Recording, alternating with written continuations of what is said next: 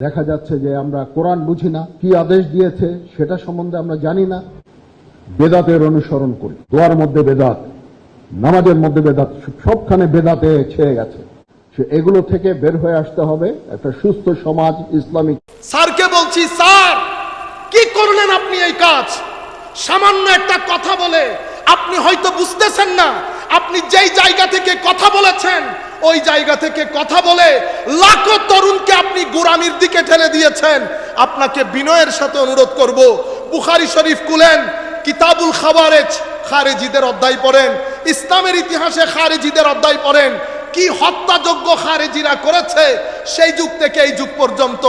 আপনি একবারও চিন্তা করেন নাই নুরুল ইসলাম ফারুকীকে যেই ব্যক্তি হত্যা করেছে সেই ব্যক্তিও কিন্তু এই বেদাতের প্রবক্তা। স্যারের প্রতি বিনয়ের সাথে অনুরোধ, বর্তমানে পৃথিবীতে যেটাকে the best seating of knowledge ধরা হয়, জ্ঞানের সবচেয়ে উঁচু মানের জায়গা আল আজহার বিশ্ববিদ্যালয়।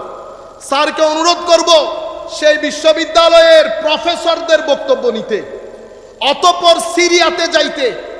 দিমাশক ইউনিভার্সিটির মধ্যে আমার শ্রদ্ধাভাজন উস্তাদ কিছুদিন আগে আমাদের মুসলমানদের মধ্যে যারা অতিরিক্ত বেদাত ফতোয়া দেয় তারা উনাকে দর্স দেওয়ার সময় গুলি করে মেরে ফেলেছে। দর্স দেওয়ার সময় স্যারকে বলছি, স্যার যারা অতিরিক্ত বেদাতের ফতোয়া দেয় তারা হযরতে যুগের গাজালি যাকে বলা হতো শেখ সাঈদ রমাদান আল বুতিকে দর্স দেওয়াকালীন, এই যে আমি এখন দর্স দিচ্ছি, এই দর্স দেওয়াকালীন গুলি করে মেরে ফেলেছে। আপনারা যদি ইউটিউবের মধ্যে সাঈদ রমাদান বুতি অ্যাসাসিনেশন এটা যদি লিখে দেন ইউটিউবের মধ্যে ভিডিও আসবে। মেরে ফেলা হয়েছে যাকে যুগের গাজালি বলা হতো। ইমাম মুহাবা জুহাইলি থেকে শুরু করে জমানার বুজুর্গ আলেম এখনো পর্যন্ত আছে। অতঃপর ইয়েমেনে আসবেন, ইয়েমেনের মধ্যে great great sitting of knowledge.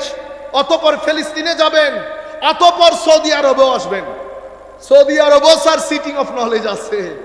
এখন আপনি বলতে পারেন, কেন আপনি কাতারের নাম নিলেন না, কেন আপনি দুবাইয়ের নাম নিলেন না, কেন আপনি সৌদি আরবের নাম নিলেন না? স্যারের প্রতি অনুরোধ করব, কারণ আমার নবী, আমি যেই ভূখণ্ডগুলোর নাম ধরেছি এগুলার জন্য আমার নবী দোয়া করে গেছেন। আমার নবী দোয়া করে গেছেন, কি বলেছেন? আল্লাহুম্মা বারিক লানা ফি শামিনা, আল্লাহুম্মা বারিক লানা ফি ইয়ামানিনা। মাওলা আমার শামকে বরকত দান করো, আল্লাহ আমার ইয়েমেনকে বরকত দান করো। উপস্থিত এক সাহাবী বলেছেন, আফি নাজদিনা ইয়া রাসূলুল্লাহ, হুজুর আমার নজদের জন্য দোয়া করেন। আমার নবী নজদের জন্য দোয়া করে নাই, বরং বলেছেন এখান থেকে শয়তানের শিং উঠবে, শয়তানের শিং। তাহলে সেই যুগ থেকে গত 1100 বছর অথবা 1000 বছর, আরো কম করে দেন, 900 বছর উম্মতের সাধারণ শ্রেণী, উলামা শ্রেণী আজকের দিন পর্যন্ত শাসক থেকে শুরু করে সিফাসালার থেকে শুরু করে সবাই এক বাক্যে আকীদার ক্ষেত্রে 2 ইমামের 1 ইমাম, মাযহাবের ক্ষেত্রে 4 মাযহাবের 1 মাযহাব, তরিক সুলুকের ক্ষেত্রে যে কোনো একজন আল্লাহর ওলি। এই 3 জনকে কেন্দ্র করে, 3টা গ্রাউন্ডকে কেন্দ্র করে গত 900, 950, 1000 বছর পর্যন্ত উম্মতের পরিচয় ছিল মুসলিম উম্মাহ, আর আরেকটা পরিচয় আহলুস সুন্নাতে ওয়াল জামাআ। কেন?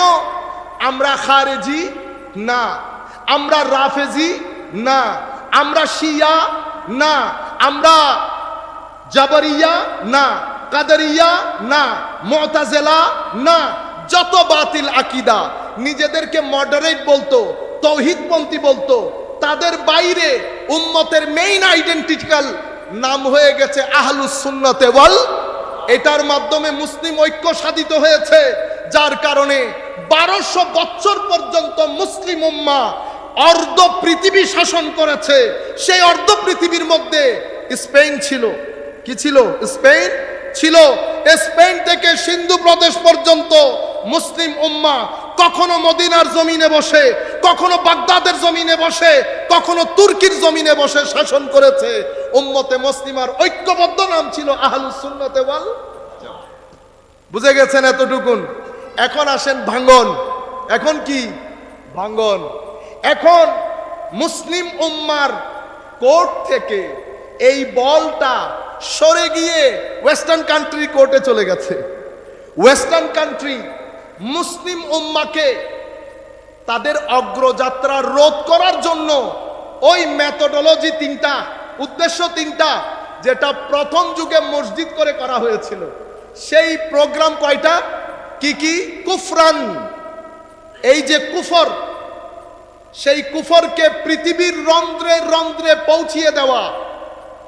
কখনো ওয়েস্টার্নাইজেশন, কিছুদিন পরে আবার একটা জায়গায় যেতে হবে, বেশি নাম নিতে পারতেছি না, কারণ আমি জানি 1 ঘন্টা বসাই রেখে এগুলা জিজ্ঞেস করা হবে, বুঝতে পেরেছেন? তা আপনারা ক্লিপ করার সময় সাবধানে ক্লিপ করবেন, আমি যেন দুঃখে পড়ে না যাই। ওয়েস্টার্নাইজেশন বলি, পশ্চিমা, বুঝতে পেরেছেন? সেকুলারাইজেশন, মডার্নাইজেশন, মডার্ন, আপনারা বুঝতে পেরেছেন? এগুলার ভিতরে আসল জিনিস হচ্ছে কুফর। কিন্তু কুফরকে খাওয়ানোর জন্য তো একজনের বার্গার দিছে, কমা ইয়েন খাওয়াইবে যে তুই আর আগে হইতে, মানে এটা খাওয়া বা এটা একটা জিনিস হলো বার্গারের ভিতরে কি একটা ঢুকাই দিছো বার্গার না, মানে বানের ভিতরে কি একটা ঢুকাই বার্গার, হ্যাঁ? চিকেন ফ্রাই, জানি চিকেন, এটা আমরা আগে করতাম না, মুরগিরে তেলের মধ্যে বাইজা খাইয়া ফেলতাম, তখন মুরগি ভাজা, এটা হয়ে গেছে এখন চিকেন ফ্রাই। বিরিয়ানি ভাত, এটা একটা জিনিস হলো, এদিকে মুরগি রান্না করলাম, এদিকে সাদা ভাত মিক্স করে দিলে সাদা ভাতের কালার চেঞ্জ হয়ে গেছে, সাদা ভাত কি হয়ে গেল? বিরিয়ানি। ঠিক সেইভাবে ওয়েস্টার্ন, মানে ওই জিনিসটাকে, কুফরকে পরিচিত করার জন্য কখনো ওয়েস্টার্নাইজেশন, কখনো সেকুলারাইজেশন, কখনো মডার্নাইজেশন, অনেক নামে প্রচার করা। নাম্বার 1, ওয়া তাফরিকাম বাইনাল মুমিনিন, মুসলিম সমাজের মধ্যে অনৈক্য তৈরি করা। আপনারা বুঝতে পেরেছেন? এবং যারা কুফরকে পৃথিবীর রন্ধ্রে রন্ধ্রে পৌঁছানোর জন্য কাজ করছে, তাদেরকে ডিফেন্ড করা। এই 3টা মূল উদ্দেশ্যকে সামনে রেখে মুসলিম দুনিয়ার উপরে 2 ধরনের আক্রমণ হয়েছে। একটা আক্রমণ ভিতরগত, একটা আক্রমণ বহির্গত, একটা বাইরের, একটা ভিতরের। বাইরে থেকে যারা আক্রমণ করেছে, তারা 2টা শব্দকে সামনে রেখে মুসলিম দুনিয়ার ঠুটি চেপে ধরেছে। এই 2টা শব্দের, একটা শব্দের নাম ডেমোক্রেসি, গণতন্ত্র, আরেকটা শব্দের নাম হিউম্যান রাইটস, মানবাধিকার। শুনতে খুব দারুণ না? গণতন্ত্র শুনতে খুব দারুণ না? সরকারকে উঠাইতেছে গণতন্ত্রের নামে, বসাইতেছেও গণতন্ত্রের নামে, ফিলিস্তিনকে মেরে কেটে একাকার করে দিচ্ছে মানবাধিকারের নামে। তাহলে আপনারা বুঝতে পারতেছেন তো? আমি ডিটেইলসে বলতে পারতেছি না, ওই ঘটনার কারণে কিছুদিন পরে যেতে হবে। এতটুকুন বুঝে নেন, গণতন্ত্র এবং মানবাধিকার এই 2টা হচ্ছে মূল শব্দ। আর বিতর্কতভাবে যারা মুসলিম দুনিয়ার অনৈক্য সৃষ্টির পেছনে মুসলমান হিসেবে আমাদের ভাই যারা কাজ করছে, তাদেরকে 2টি শব্দ দেওয়া হয়েছে। একটা শব্দের নাম শিরক, আর একটা শব্দের নাম বেদাত। আপনারা বুঝতে পেরেছেন? ক্ষণে ক্ষণে মুসলমানকে মুশরিক বলা, যে কোনো কাজকে বেদাত বলা। রবিউল আউয়াল বেদাত, শবে বরাত বেদাত, ইসালে সবাব বেদাত, লাইলাতুল মেরাজ বেদাত, তারাবি পড়া বেদাত, 20 রাকাত তারাবি বেদাত। মুসলিম দুনিয়া গত 700, 800, 900 বছর পর্যন্ত যেই কাজগুলা করে আসতেছে, প্রত্যেক শব্দের মূলে, যেটার মাধ্যমে মুসলমানের ঐক্য রচনা হয়েছে, সেটার মূলে আঘাত করে অনৈক্য তৈরি করা, অনৈক্য তৈরি করা। এটার জন্য 2টি শব্দ মুসলমান তরুণ প্রজন্মের কানে কানে পৌঁছিয়ে দিতে গত 2016 সাল পর্যন্ত, গত 70 বছরে মুসলিম দুনিয়ার উপরে 65,000 কোটি টাকা খরচ হয়েছে। কয় কোটি? এর চেয়েও বেশি, কম হবে তো তাড়াতাড়ি অধৈর্য হলে হইতো না। আমি এখনো সূচনা বক্তব্যে আছি, মূল বক্তব্যে যাই নাই। ধৈর্য ধারণ করতে হবে। বহুত বড় জিহাদ, বহু বড়। আমার যতটুকুন স্বভাব, আপনাদের স্বভাব তারও বেশি, আপনাদের স্বভাব তারও বেশি। তাইলে কয়টি শব্দ মুখস্থ করে ফেলতে হবে? একটা হচ্ছে ডেমোক্রেসি, গণতন্ত্র, আর একটা হচ্ছে হিউম্যান রাইটস, মানবাধিকার। এদিকে শিরক এবং বেদাত। এই বেদাত বলে বলে মুসলিম উম্মার তরুণ প্রজন্মের কানে পৌঁছানো হয়েছে। মুসলিম সমাজ বেদাতে ভরে গেছে। সেটা আমার স্যার যে নতুন বলেছেন তা না, স্যার অনেক দিনের কথাকে নিজের মুখে প্রচার করেছেন, জাতির সামনে তুলে ধরা হয়েছে। কারণ উন্নত বিশ্ব চাচ্ছে পৃথিবী যেন গডলেস হোক। তো গডলেস দুনিয়া বানানোর জন্য তরুণ প্রজন্মকে মাজার বিমুখ করা। কি বিমুখ করা? মাজার বিমুখ। মাজারের জিয়ারতে দোষ নাই, এটা আমরা বলতেছি না। সংস্কার দরকার, সংস্কার হবে। আপনারা বুঝতে পেরেছেন? সংস্কার হবে, কিন্তু মাজার বিমুখ করা, মাজার পূজা, মাজার পূজা, মাজার পূজা। আমাদের ভাইদের মাধ্যমে ভাইদেরকে জিজ্ঞেস করতে ইচ্ছে করে, ভাই মুসলমান দুনিয়ার মানুষ ভাত পায় না, চাল পায় না, ডাল পায় না। কেউ আওয়ামী লীগ করে, কেউ বিএনপি করে, কেউ জাতীয় পার্টি করে, সাদাবাজি করেও খাইতে পারতেছে না, কারণ টাকা নাই পকেটে। কিন্তু আমার ভাইদের কাছে এত টাকা। আওয়ামী লীগ, বিএনপি, জাতীয় পার্টি আরো কি কি আছে না, কিছু রাখতেছে। এই কমিউনিটি সেন্টার মোড় থেকে কর্নেলহাট যাওয়া পর্যন্ত রাস্তা আছে বাকি। উভয় পাশে কি? উভয় পাশে সব ব্যান না, সেই ব্যান আমরা সবাই দেখতেছি না। কখনো আমাদের আওয়ামী লীগের বাইরে খেয়েছে, এখন আল্লাহ পাক জানে কারা খাইতেছে।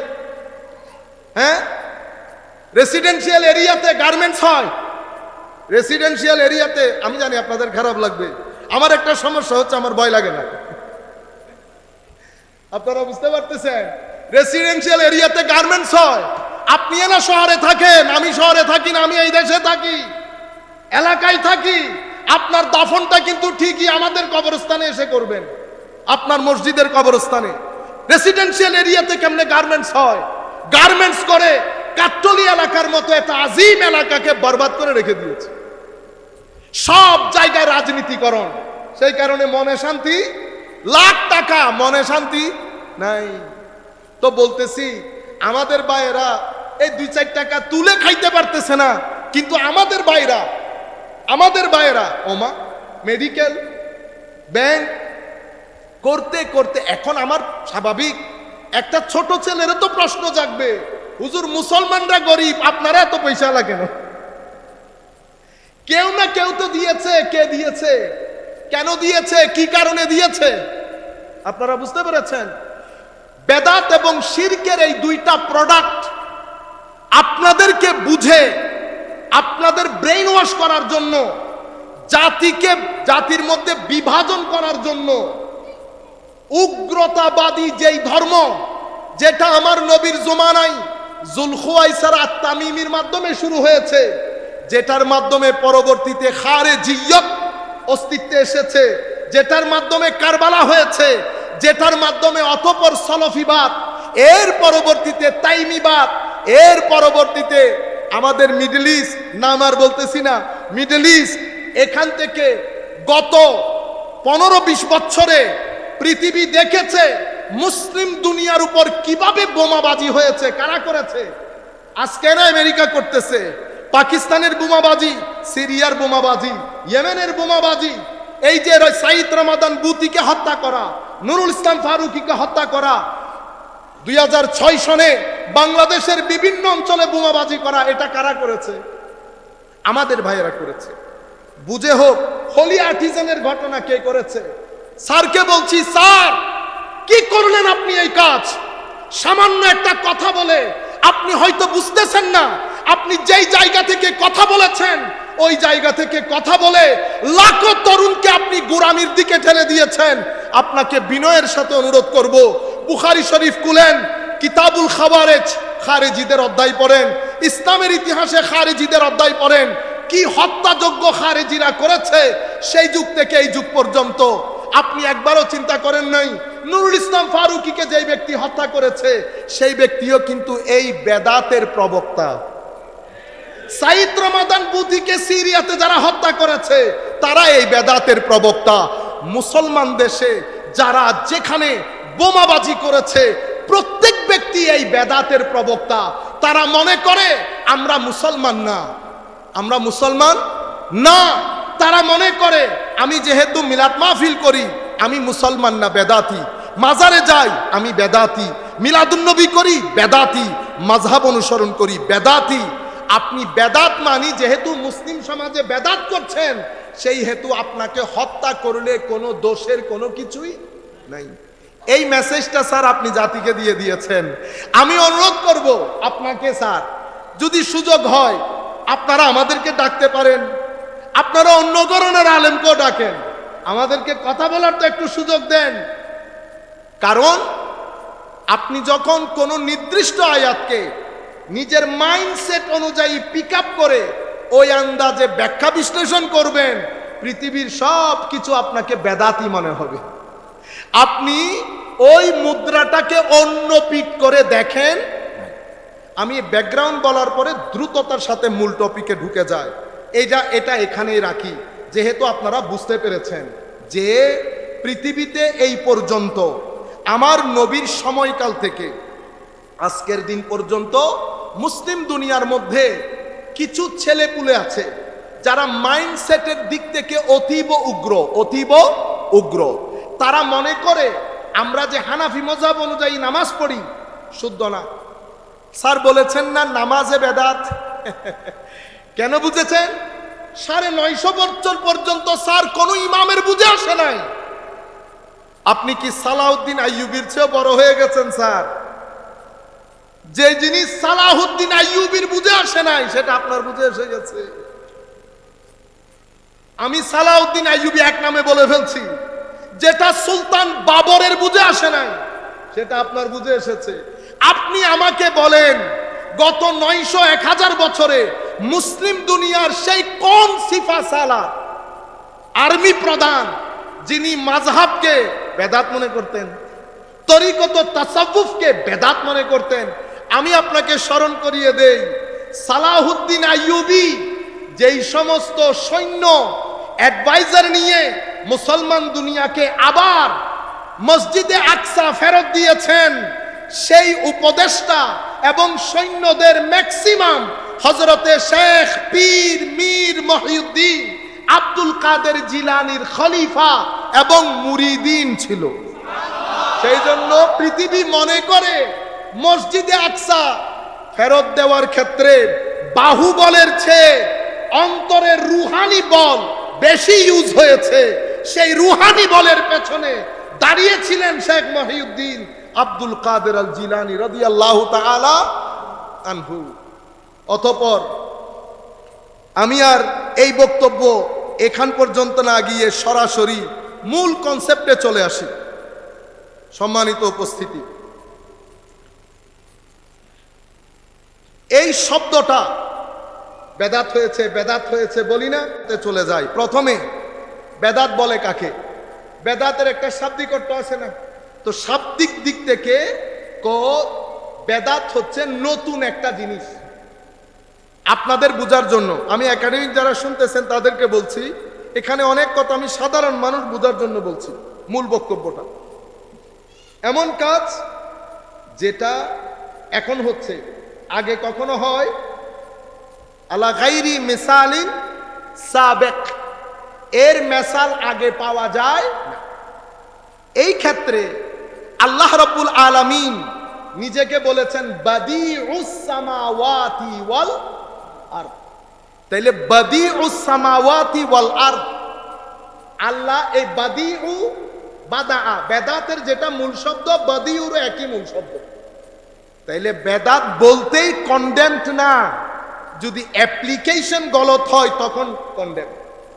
বাদিউস সামাওয়াতি ওয়াল আরদ মানে আল্লাহ রাব্বুল আলামিন যিনি আসমান জমিনকে পূর্বের কোনো মেসাল বাদে, কোনো এক্সাম্পল বাদে, কোনো প্যাটার্ন বাদে যিনি না থেকে হ্যাঁ করেছেন তাকে বলা হয় বাদি। আর উর্দুর মধ্যে বলা হলে, আমি তার অত উর্দু জানি না, গ্রামাটিক্যাল ভুল হবে, বেদাত করনেওয়ালা, বিধাত করনেওয়ালা। বেদাত করেছেন মানি সৃষ্টি করেছেন কিসে? আসমান এবং জমিনকে কোন পূর্বের কোন মেসাল বাদে। এটার উপর ভিত্তি করে কোরআনে পাকের আরো একটা আয়াতে বলা হচ্ছে কুল মা কুনতু বিদআম মিনার রুসুল। বিদআম আপনারা শব্দের মধ্যে মিল খুঁজে পাচ্ছেন না? বিদআম, আমি নতুন কোন রসুল না। তাইলে বেদাতের মূল শব্দের মধ্যে একটা নতুনত্ব আছে, যাহা আগে হয় নাই। এখন বেদাতের পারিভাষিক অর্থ কি?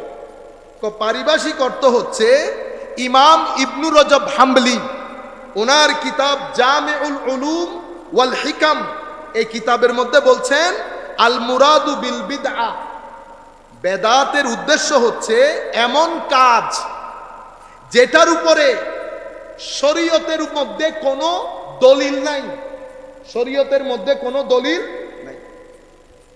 সেই দলিল ডাইরেক্টলিও হতে পারে, সেই দলিল ইনডাইরেক্টলিও হতে পারে, প্রত্যক্ষভাবে হতে পারে, পরোক্ষভাবে হতে পারে। যদি শরীয়তের মধ্যে প্রত্যক্ষ পরোক্ষ কোনো দলিল না থাকে, এই কাজ যদি হয়, তখন এটাকে কি বলে? বেদাত বলে।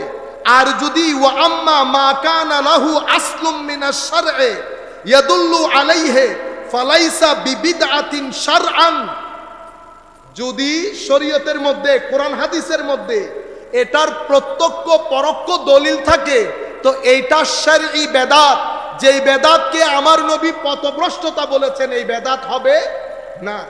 তাইলে সব বেদাত কি না? পরিত্যাজ্য না। আগে দেখতে হবে এটার কোনো ডাইরেক্ট ইনডাইরেক্ট দলিল শরীয়তের মধ্যে আছে কিনা, অথবা এই দলিল শরীয়তের সাথে সাংঘর্ষিক হয়েছে কিনা। তাইলে আপনারা মোটামুটি এই শাব্দিক এবং পারিভাষিক। এখন হযরতে ইবনু হাজার আসকালানী রাদিয়াল্লাহু তাআলা আনহু, স্যার এই যে বলে ফেললেন বেদাত বেদাত ছেয়ে গেছে, খুব ভালো হইতো কোন একজন আলেম দেখে যদি জিজ্ঞেস করতেন উম্মতে মুসলিমার বড় বড় আলেমগণ এই ব্যাপারে কি বলে গেছেন, আমাকে একটু শোনান। ইবনু হাজার আসকালানী ফাতহুল বারির মধ্যে উনি উল্লেখ করছেন ওয়াত তাহকিক, তো এই ব্যাপারে যদি মূল কথা বলতে হয়, মোদ্দা কথা, তো বলবো আন্নাহা ইনকানাত মিম্মা তান্দারিজু তাহতা মুস্তাহসানিন ফিশ শারঈ ফাহিয়া হাসানা। তো যদি আমাদেরকে দেখতে হবে যে এই যে নতুন কাজ, এটার নেচার, প্রকৃতি কি, যদি এটা মুস্তাহসান হয়, ভালো হয়, তাইলে এটাকে তো আপনি কি বলতে পারবেন না? পরিত্যাজ্য বলতে পারবেন না। আর যদি এটা কবি হয়, খারাপ জিনিস, যেটার কোনো আসল দলিল শরীয়তের মধ্যে নাই, পরিত্যাজ্য। কিন্তু সবকিছুকে ডালাও ভাবে পরিত্যাজ্য বলতে পারবেন। মিলাদুন নবী যেহেতু নতুন, পরিত্যাজ্য। ইসালে সোয়াব নতুন, পরিত্যাজ্য, এটা বলতে পারবেন না। আগে দলিলের চুলছাড়া বিশ্লেষণ করতে হবে। দলিল যদি আমাকে বলে পরিত্যাজ্য, পরিত্যাজ্য। দলিল যদি আমাকে বলে না পরিত্যাজ্য হবে না, তাইলে পরিত্যাজ্য হবে না। আচ্ছা, একটু পরে মজা পাবেন। হযরত আয়েশা সিদ্দিকা রাদিয়াল্লাহু তাআলা আনহা, আমাদের ভাইয়েরা, অসংখ্য ভাই এই হাদিসটা পড়ে, তো কেন আমার নবী হাদিস, আমার স্যারও এই কথা পড়বেন, এটাই পড়বেন স্যার। আপনার সাথে কথা হলে আপনি হয়তো এই দলিলই পড়বেন, মান আহদাসা ফি আমরিনা হাজা মা লাইসা মিনহু ফাহুয়া রাদ। মান আহদাসা, যেই ব্যক্তি শুরু করলো, আবিষ্কার করলো, ফি আমরিনা হাজা, আমার এই দ্বীনের মধ্যে, আমার এই দ্বীনের মধ্যে, মা লাইসা মিনহু। স্যার আমার নবী যদি বলতেন আমার এই দ্বীনের মধ্যে কোনো ব্যক্তি যদি কোনো কিছু আবিষ্কার করে, সেটা মারদুদ, রিজেক্টেড, পরিত্যাজ্য, এটা বলেন নাই। হাদিসের মধ্যে অংশ দুইটা, একটা হচ্ছে আবিষ্কার করেছে, মা লাইসা মিনহু, যেটার কোনো দলিল শরীয়তে নাই। আমার নবী কথা বলেছেন দুইটা, আমার ভাইয়েরা কথা বলে একটা। তাহলে আমার আল্লাহ বলছে, আমার নবী বলছেন যে এই ব্যক্তি শরীয়তের মধ্যে নতুন কোনো কিছু আবিষ্কার করলো, যা শরীয়তের মধ্য থেকে নহে, মানে শরীয়তে যেটা ডাইরেক্ট ইনডাইরেক্ট কোনো দলিল নাই, সেটাই মারদুদ, পরিত্যাজ্য হবে। আমার নবী কন্ডিশন দিয়েছেন দুইটা, একটা মান আহদাসা ফি আমরিনা হাজা, আর একটা মা লাইসা মিনহু, অর্থাৎ আমার নবীর শর্ত দুইটা, একটা হচ্ছে নতুন কাজ হইতে হবে, আর একটা হচ্ছে এটার কোনো দলিল শরীয়তে থাকতে পারবে না। আমরাও বলছি নতুন কাজ শরীয়তের কোনো দলিল নাই, তখন সেটা পরিত্যাজ্য হবে। আপনারা বুঝতে পেরেছেন? এবং একই রেওয়ায়তের মধ্যে হযরতে আয়েশা সিদ্দিকার আরেকটা রেওয়ায়ত, মান আহদাসা ফি আমরিনা হাযা মা লাইসা ফিহি ফাহুয়া রাদ। শর্ত দুইটা, আপনারা বুঝতে পেরেছেন তো? নতুন আবিষ্কার এবং শরীয়তের কোনো দলিল নাই। আমার নবী যদি বলতেন নতুন আবিষ্কার হলেই বেদাত, বাস হয়ে যাইতো, আর কোনো ধরনের কথার প্রয়োজন ছিল না।